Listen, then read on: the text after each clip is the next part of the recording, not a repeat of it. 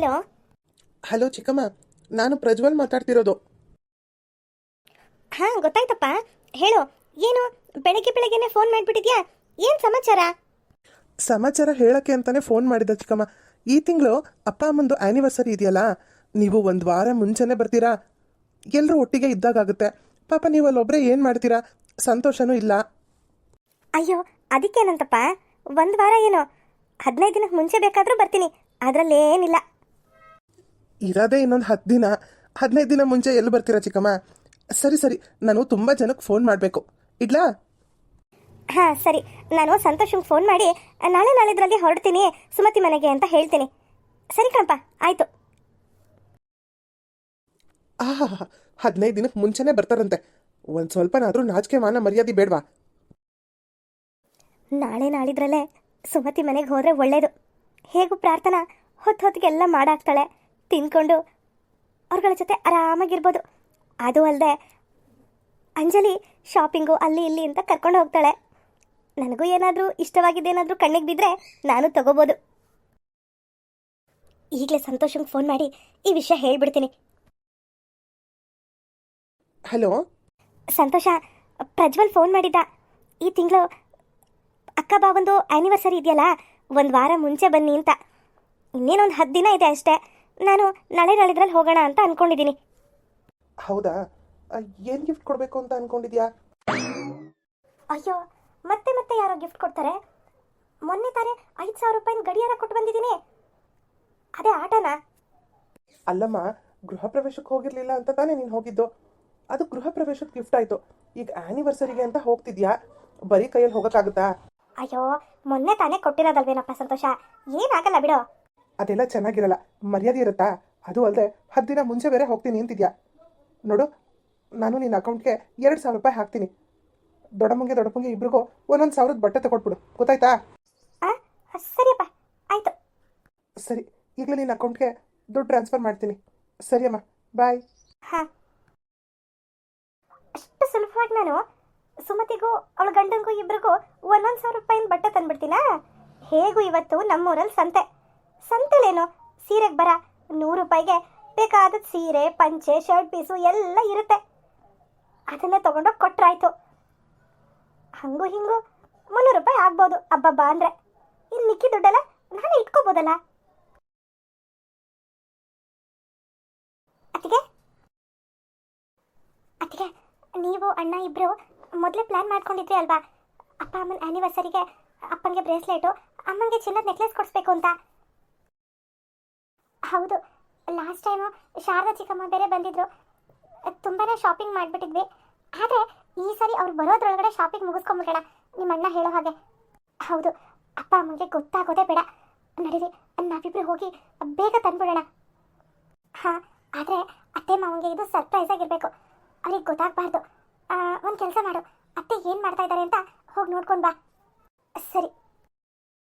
ಹಾಂ ಅಂಜಲಿ, ನೀನೇನು ಅತ್ತೆಗೆ ಇಯರಿಂಗ್ಸ್ ಕೊಡ್ತೀನಿ ಅಂತ ಹೇಳ್ತಾ ಇದ್ದೆ ಅಲ್ವಾ?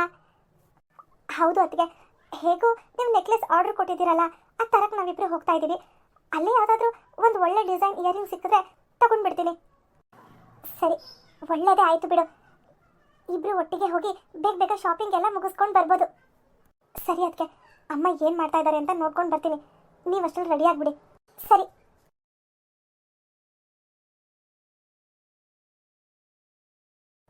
ಅಮ್ಮ, ಇಲ್ಲಿ ಕೂತ್ಕೊಂಡು ಏನು ಮಾಡ್ತಿದ್ಯಾ? ಯಾಕೋ ತುಂಬ ಪಾದಗಳು ನೋವ್ತಾ ಇದೆ ಅಂಜಲಿ, ಆಗ್ತಾನೆ ಇಲ್ಲ. ಅದಕ್ಕೆ ಸ್ವಲ್ಪ ಎಣ್ಣೆ ಎಲ್ಲ ಮಸಾಜ್ ಮಾಡಿಕೊಂಡು ಹಾಗೆ ಕೂತ್ಕೊಂಡಿದ್ದೆ. ಹೌದಾ? ಸರಿ ಅಮ್ಮ, ಹಾಗಿದ್ರೆ ನೀನು ರೆಸ್ಟ್ ಮಾಡು. ನಾನು ಮತ್ತೆ ಅದಕ್ಕೆ ಇಬ್ಬರು ಸ್ವಲ್ಪ ಹೊರಗಡೆ ಹೋಗಿ ಬರ್ತೀವಿ. ಅಂಜಲಿ, ಯಾಕೋ ಅತಿ ಆಯಿತು ಕಣೆ ನಿಂದು. ಅಲ್ಲ ಕಣೆ, ಮೊನ್ನೆ ಇನ್ನೂ ಅತಿಗೆ ಹಾಗೆ ಹೀಗೆ ಅಂತ ಬೇಜಾರು ಮಾಡ್ಕೊಂಡಿದ್ಯಾ, ಮತ್ತೆ ನೋಡಿದ್ರೆ ಇವತ್ತು ಅವಳ ಜೊತೆನೇ ಹೊರಗಡೆ ಹೋಗ್ತೀನಿ ಅಂತ ಹೇಳ್ತಾ ಇದ್ಯಾ. ನಿನ್ಗೇನಾದ್ರೂ ತಲೆ ಕೆಟ್ಟಿದ್ಯಾ? ಅಮ್ಮ, ಇದೆಲ್ಲ ಶಾರದಾ ಚಿಕ್ಕಮ್ಮನ ಪಿತೂರಿ ಅಂತ ಅಣ್ಣ ಹೇಳ್ದ ಅಲ್ವಾ, ಮತ್ತಿನ್ನೇನು? ಅದಕ್ಕೆ ಮನಸ್ಸಲ್ಲೂ ಏನೂ ಇಲ್ಲ, ನನ್ನ ಮನಸ್ಸಲ್ಲೂ ಏನೂ ಇಲ್ಲ. ಹಾಗಿರ್ಬೇಕಾದ್ರೆ ಮತ್ತೆ ಯಾಕಮ್ಮ ಇದೆಲ್ಲ? ಅವನಿಗೇನೋ ತಲೆ ಕೆಟ್ಟಿದೆ ಹೇಳ್ತಾನೆ, ಹಾಗಂತ ನಿನಗೂ ತಲೆ ಕೆಟ್ಟಿದ್ಯಾ? ನೋಡು, ನೀವಿಬ್ರು ಎಲ್ಲೂ ಹೊರಗಡೆ ಹೋಗೋ ಹಾಗಿಲ್ಲ. ಅಮ್ಮ, ಯಾರೋ ಮಾಡಿ ಹೋಗಿದ್ದ ತಪ್ಪಿಗೆ ನಾವುಗಳು ಯಾಕಮ್ಮ ಶಿಕ್ಷೆ ಅನುಭವಿಸ್ಬೇಕು? ನಾವೆಲ್ಲ ಚೆನ್ನಾಗಿರ್ಬೇಕು ತಾನೆ?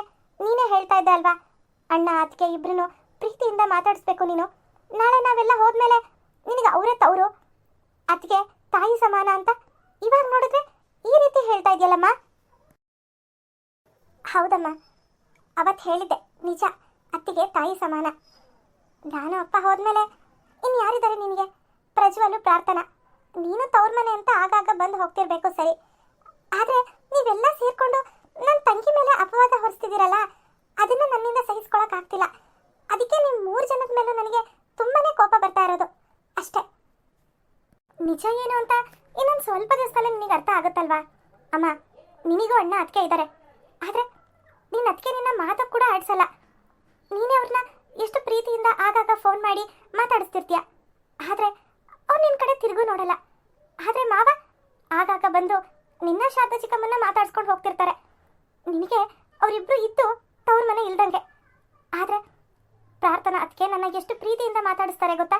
ನಾನು ಕೂಡ ಅವ್ರ ಜೊತೆ ಹಾಗೇ ಇದ್ದೀನಿ ಅಮ್ಮ. ನಿನಗೇನೇ ಬೇಜಾರಿರ್ಬೋದು, ಆದರೆ ಅಣ್ಣ ಅದಕ್ಕೆ ನಾ ಮಾತಾಡಿಸ್ಬೇಡ ಅಂತ ದಯವಿಟ್ಟು ನನಗೆ ಹೇಳಬೇಡಮ್ಮ. ನನಗೆ ತವ್ರ ಮನೆ ಬೇಕು.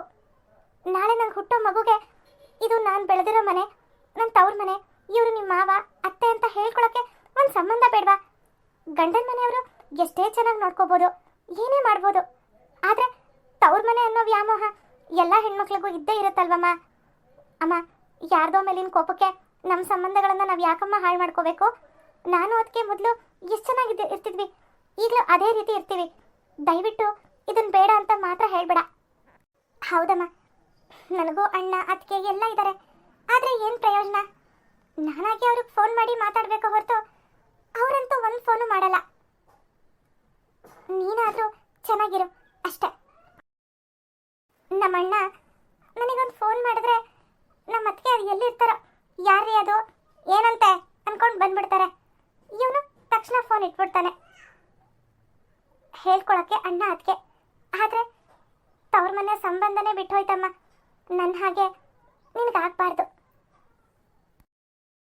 ಹೌದಮ್ಮ, ನನಗೂ ಅದೇ ಇಷ್ಟ. ಅಣ್ಣ ಅದಕ್ಕೆ ನೀನು ಅಪ್ಪ ನಾನು ಎಲ್ಲ ಖುಷಿ ಖುಷಿಯಾಗಿರಬೇಕು. ನನಗದೇ ಮುಖ್ಯ. ಅಮ್ಮ, ನಿನಗೆ ಗೊತ್ತಾ, ನಮ್ಮ ಅತ್ತೆ ಮನೆಯವರು ನನ್ನ ತುಂಬ ಪ್ರೀತಿ ಮಾಡ್ತಾರೆ, ತುಂಬ ಚೆನ್ನಾಗಿ ನೋಡ್ಕೊಳ್ತಾರೆ. ಆದರೆ ನನಗೆ ಇಲ್ಲಿಗೆ ಬಂದಾಗ ಆಗೋ ಖುಷಿ ನೆಮ್ಮದಿ ಅಲ್ಲಿ ಸಿಗಲ್ಲ. ಅದಕ್ಕೆ ಅಮ್ಮ, ನನ್ನ ಗಂಡ ಆಗಲಿ, ನಮ್ಮ ಅತ್ತೆ ಆಗಲಿ, ನಮ್ಮ ಮಾವ ಆಗಲಿ, ನಾನು ಇಲ್ಲಿಗೆ ಬರಬೇಕು ಅಂತ ಅಂದ್ಕೊಂಡಾಗಲಿಲ್ಲ. ಆಯ್ತಮ್ಮ, ಖುಷಿ ಖುಷಿಯಾಗಿ ಹೋಗ್ಬಾ, ನಿನ್ನ ಸುಖ ಸಂತೋಷನೇ ನಮಗೂ ಮುಖ್ಯ ಅಂತ ಹೇಳ್ತಾರೆ. ನಿಜಕ್ಕೂ ನಾನು 2 ಕಡೆನೂ ಪುಣ್ಯ ಮಾಡಿದ್ದೀನಮ್ಮ. ಇತ್ತೀಚೆಗೆ ನನಗೆ ತುಂಬಾ ಬೇಜಾರಾಗಿತ್ತು. ಇಷ್ಟು ದಿನ ಚೆನ್ನಾಗಿದ್ದು ಈಗ ಏನಕ್ಕೆ ಅದಕ್ಕೆ ನನ್ನನ್ನು ಸರಿಯಾಗಿ ಮಾತಾಡಿಸ್ತಾ ಇಲ್ಲ, ನಾನು ಅವ್ರನ್ನ ಮಾತಾಡಿಸ್ತಿರ್ಲಿಲ್ಲ. ಒಂಥರ ಮನಸ್ಸಲ್ಲಿ ಕಳವಳ. ಆದರೆ ಇವಾಗೆಲ್ಲ ಕ್ಲಿಯರ್ ಆಯಿತು. ಸರಿ ಅಮ್ಮ, ಅದಕ್ಕೆ ರೆಡಿಯಾಗಿ ಕಾಯ್ತಾ ಇರ್ತಾರೆ. ನಾನು ಅವರು ಸ್ವಲ್ಪ ಹೊರಗಡೆ ಹೋಗಿ ಬರ್ತೀವಿ. ಸರಿ, ಹುಷಾರು, ಬೇಗ ಬಂದ್ಬಿಡಿ. ಸರಿ. ನಾನು ಅಂಜಲಿಗೆ ಪ್ರಾರ್ಥನಾನ ಮಾತಾಡಿಸ್ಬೇಡ ಅಂತ ಹೇಳ್ಕೊಡ್ಬಾರ್ದಾಗಿತ್ತು, ತಪ್ಪು ಮಾಡಿದೆ. ಯಾವತ್ತು ಪ್ರಾರ್ಥನಾ ಅಂಜಲಿ ಮೇಲೆ ಒಂದು ಚಾಡಿನೂ ಹೇಳ್ದವಳಲ್ಲ. ಅವಳಿಗೆ ಬರ್ತಾಳೆ ಅಂದಾಗ ಎಷ್ಟು ಖುಷಿ ಖುಷಿಯಿಂದ ಅಡುಗೆ ಮಾಡ್ತಾಳೆ. ಅಂಜಲಿಗೆ ಅದಿಷ್ಟ ಇದಿಷ್ಟ ಅಂತ ಮಾಡ್ತಾಳೆ. ಅಂಜಲಿನೂ ಅಷ್ಟೇ, ಇಲ್ಲಿಗೆ ಬರಬೇಕಾದ್ರೆ ತನ್ನ ಅದಕ್ಕೆ ಫೋನ್ ಮಾಡಿ ಅದಕ್ಕೆ ನಾನು ಬರ್ತಾ ಇದ್ದೀನಿ ಅಂತ ಹೇಳಿ ಎಷ್ಟು ಖುಷಿಯಿಂದ ಬರ್ತಾಳೆ. ಅವರಿಬ್ಬರ ಸಂಬಂಧ ಯಾವಾಗಲೂ ಹೀಗೆ ಇರಬೇಕು, ಅದನ್ನ ನಾನಾಗೆ ಹಾಳು ಮಾಡಬಾರ್ದು.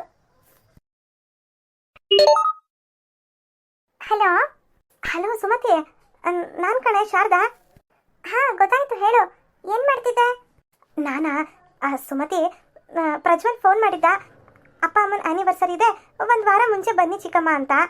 ಅದಕ್ಕೆ ನಿಂಗೂ ಭಾವಂಗೂ ಏನಾದರೂ ಗಿಫ್ಟ್ ತಗೊಳ್ಳೋಣ ಅಂತ ಬಂದೆ. ಇಲ್ಲಿ ಸೀರೆ ಅಂಗಡಿಗೆ ಬಂದಿದ್ದೀನಿ. ನಿನಗೆ ಯಾವ ಕಲರ್ ಇಷ್ಟನೇ? ಅಯ್ಯೋ ಅದೆಲ್ಲ ಯಾಕೆ ಶಾರದಾ? ಯಾಕೆ ಅಂದರೆ ನಿನ್ನ ಆ್ಯನಿವರ್ಸರಿಗೆ ನಾನು ಬರೀ ಕೈಯಲ್ಲಿ ಬರೋಕ್ಕಾಗತ್ತಾ? ಅದಕ್ಕೆ ನಿನಗೆ ಹಾಗೂ ಕೊಡಿಸ್ಬೇಕು ಅಂತಿದ್ರೆ ಇಲ್ಲೇ ಬಂದ್ಬಿಡು, ಇಲ್ಲೇ ಶಾಪಿಂಗ್ ಹೋದ್ರಾಯ್ತು. ಅಯ್ಯೋ ಅಲ್ಲೆಲ್ಲ ಬೇಡ ಸುಮತಿ, ಯಾಕೆ ಗೊತ್ತಾ, ನಾನೀಗಾಗಲೇ ಅಂಗಡಿಗೆ ಬಂದ್ಬಿಟ್ಟಿದ್ದೀನಿ. ಅದಕ್ಕೆ ಕೇಳಿದ್ದು, ನಿನ್ಗೆ ಯಾವ ಕಲರ್ ಬೇಕು ಹೇಳು. ಯಾವ ಕಲರ್ ಆದರೂ ಪರವಾಗಿಲ್ಲ, ನನ್ನ ಹತ್ರ ಆಕಾಶದ ನೀಲಿ ಕಲರ್ ಸೀರೆ ಇಲ್ಲ, ಇದ್ರೆ ಅದನ್ನೇ ತಗೊಂಡ್ ಬಾ. ಸರಿ ಸರಿ, ನಾನು ಫೋನ್ ಇಡ್ತೀನಿ. ಆ ಸೀರೆನ ಇನ್ಯಾರೋ ತಗೊಳ್ತಾ ಇದ್ದಾರೆ. ರೀ, 1 ನಿಮಿಷ ಕೊಡಿಲಿ ಅದನ್ನ. Hello hello Sharada. ಒಳ್ಳೆ ಶಾರದಾ, ಇವಳು ನೋಡಿದ್ರೆ ನಮ್ಮ ಆ್ಯನಿವರ್ಸರಿಗೆ ಗಿಫ್ಟ್ ತಗೊಳ್ತಾ ಇದ್ದಾಳೆ. ಪ್ರಜ್ವಲ್ಲು, ಪ್ರಾರ್ಥನಾ, ಅಂಜಲಿ 3 ಜನ ಅವಳ ಬಗ್ಗೆ ತಪ್ಪಾಗಿ ಮಾತಾಡ್ತಿದ್ದಾರೆ. ಯಾರನ್ನು ನಂಬೋದು, ಯಾರನ್ನು ಬಿಡೋದು ಒಂದು ಅರ್ಥ ಆಗ್ತಿಲ್ಲ. ಏನೇ ಆಗಲಿ ನಾನು ಶಾರದನ ಯಾವುದೇ ಕಾರಣಕ್ಕೂ ಬಿಟ್ಕೊಡ್ಬಾರ್ದು. ಹಲೋ ಹಲೋ ಸುಮತಿ, ಆಕಾಶದ ನೀಲಿ ಕಲರ್ ಸೀರೆನೇ ತಗೊಂಡಿದ್ದೀನಿ ಕಣೆ. ಹಾಂ, ನಾನು ನಾಳೆನೇ ಹೊರಟು ಬರ್ತಿದ್ದೀನಿ. ಹೌದಾ, ಸರಿ ಸರಿ, ನಾನು ಬೆಳಗ್ಗೆ ಬಸ್ ಹತ್ತದ್ಮೇಲೆ ನಿನಗೆ ಫೋನ್ ಮಾಡ್ತೀನಿ. ಎಲ್ರಿಗೂ ಹೇಳ್ಬಿಡು, ಸರಿನಾ? ಹಾಂ ಆಯಿತು. ಅಮ್ಮ, ಯಾರ ಹತ್ರ ಮಾತಾಡ್ತಿದ್ದೆ? ಇನ್ಯಾರಪ್ಪ, ನಿಮ್ಮ ಶಾರದಾ ಚಿಕ್ಕಮ್ಮ ಫೋನ್ ಮಾಡಿದ್ಲು. ನಾಳೆನೇ ಹೊರಟು ಬರ್ತಾ ಇದ್ದೀನಿ, ಬೆಳಗ್ಗೆ ಬಸ್ ಹತ್ತದ್ಮೇಲೆ ಫೋನ್ ಮಾಡ್ತೀನಿ ಅಂತ ಹೇಳಿದ್ಲು. ನನ್ನ ಫೋನ್ ಮಾಡೋದೇ ಕಾಯ್ಕೊಂಡಿರ್ತಾರೇನೋ ಅವರು. ಸಾಕು ಸುಮ್ಮನಿರು. ನೀನೇ ತಾನೆ ಒಂದು ವಾರ ಮುಂಚೆ ಬನ್ನಿ ಚಿಕ್ಕಮ್ಮ ಅಂತ ಅವಳನ್ನು ಕರೆದಿದ್ದು. ನಾನು 1 ವಾರ ಮುಂಚೆ ಬನ್ನಿ ಅಂತ ಹೇಳಿದ್ದು, 10 ದಿನ ಮುಂಚೆ ಬನ್ನಿ ಅಂತ ಹೇಳಿರಲಿಲ್ಲ. ಹಾಳಾಗೋಗ್ಲಿ ಬಿಡು. ಅಂಜಲಿ, ಪ್ರಾರ್ಥನಾ ಎಲ್ಲಿ? ಅವರಿಬ್ರು ಎಲ್ಲ ಹೊರಗಡೆ ಹೋಗಿದ್ದಾರೆ. ಅಚ್ಚರಿ, ನೀನೇನು ಇದ್ದಕ್ಕಿದ್ದಂಗೆ ಬಂದೆ ಆಫೀಸಿಂದ? ಅದು ಯಾವುದೋ ಒಂದು ಫೈಲ್ ಮರ್ತು ಹೋಗಿದೆ, ತಗೊಂಡು ಹೋಗೋಣ ಅಂತ ಬಂದೆ. ಸರಿ, ನಾನಿನ್ನು ಬರ್ತೀನಿ.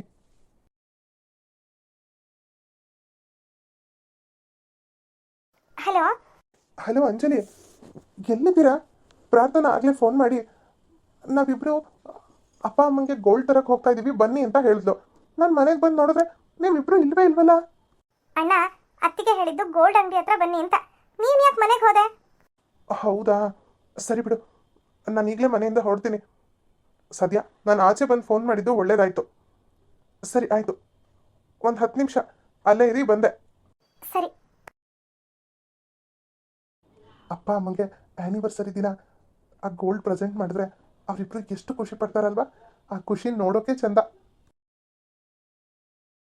ನಾಳೆ ಆ ಶಾರದಾ ಚಿಕ್ಕಮ್ಮ ಬೇರೆ ಬರ್ತಾ ಇದ್ದಾರೆ. ನಾವೇನಾದರೂ ಚಿನ್ನ ಕೊಡ್ತಿದ್ದೀವಿ ಅಂತ ಒಂದು ಚೂರು ಸುಳು ಸಿಕ್ಕರೂ ಸಾಕು, ಅದೇನೇನು ಅವಾಂತರಗಳು ಮಾಡ್ತಾರೋ ಗೊತ್ತಿಲ್ಲ. ಅವ್ರು ಬರೋ ಅಷ್ಟರಲ್ಲಿ ಬೇಗ ಬೇಗ ಚಿನ್ನ ಎಲ್ಲ ತಗೊಂಡು ಮನೇಲಿ ಎಲ್ಲಾದರೂ ಲಾಕರ್ ಒಳಗಡೆ ಇಟ್ಟು ಯಾರಿಗೂ ಗೊತ್ತಾಗದೇ ಇರೋ ಹಾಗೆ ಮೇಂಟೈನ್ ಮಾಡೋಕೆ ಹೇಳಬೇಕು ಅಂಜಲಿ ಮತ್ತು ಪ್ರಾರ್ಥನಾಗೆ.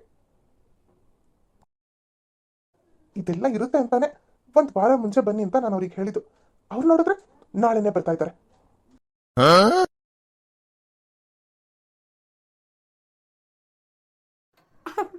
ನೋಡಿದ್ರಲ್ವಾ ಫ್ರೆಂಡ್ಸ್, ಇವತ್ತಿನ ಈ ಎಪಿಸೋಡ್ ನಿಮಗೆ ಸ್ವಲ್ಪನಾದರೂ ಇಷ್ಟ ಆಗಿದ್ರೆ ಪ್ಲೀಸ್ ನಮ್ಮ ಚಾನಲ್ನ ಸಬ್ಸ್ಕ್ರೈಬ್ ಮಾಡಿ, ಹಾಗೆ ಲೈಕ್ ಮಾಡಿ, ಶೇರ್ ಮಾಡಿ, ಕಮೆಂಟ್ ಮಾಡಿ. ಇನ್ನೂ ಯಾರು ಸಬ್ಸ್ಕ್ರೈಬ್ ಮಾಡ್ಕೊಳ್ದೆ ನಮ್ಮ ಚಾನಲ್ನ ನೋಡ್ತಾ ಇದ್ದೀರಾ ಅವರೆಲ್ಲರೂ ಪ್ಲೀಸ್ ಸಬ್ಸ್ಕ್ರೈಬ್ ಮಾಡ್ಕೊಂಡು ನೋಡಿ ಅಂತ ಹೇಳ್ತಾ ಇಂದಿನ ಎಪಿಸೋಡ್ನ ಮುಗಿಸ್ತಾ ಇದ್ದೀನಿ. ಶಾರದಾ ಬಂದಮೇಲೆ ಏನೇನು ಅವಾಂತರಗಳಾಗುತ್ತೆ ಅನ್ನೋದನ್ನ ನೆಕ್ಸ್ಟ್ ಎಪಿಸೋಡ್ನಲ್ಲಿ ನೋಡೋಣ. Bye friends.